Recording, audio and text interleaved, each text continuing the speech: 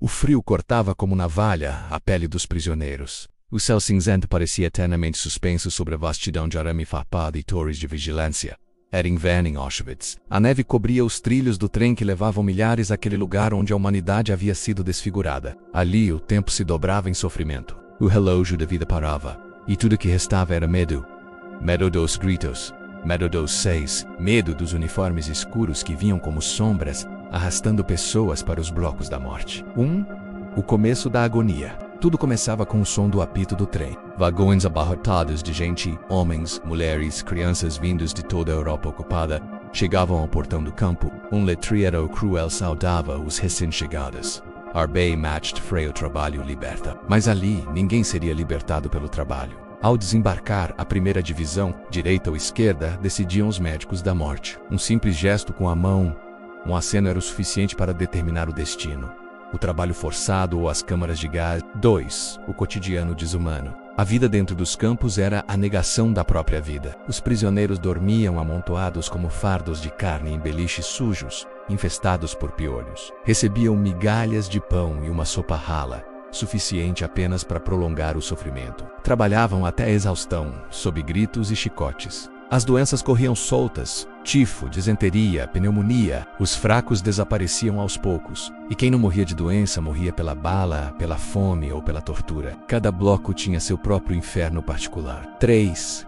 As câmaras de gás. O maior dos horrores, porém, estava escondido sob camuflagem burocrática.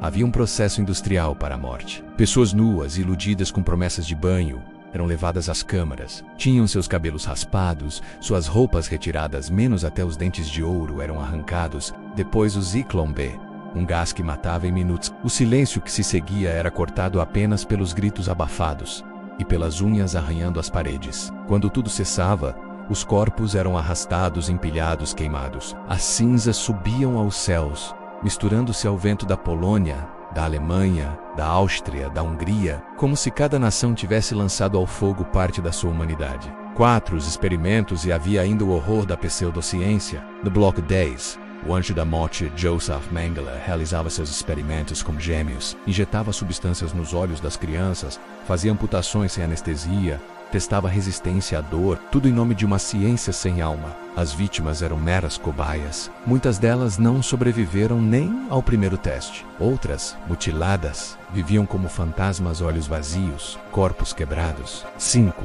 Resistência e esperança.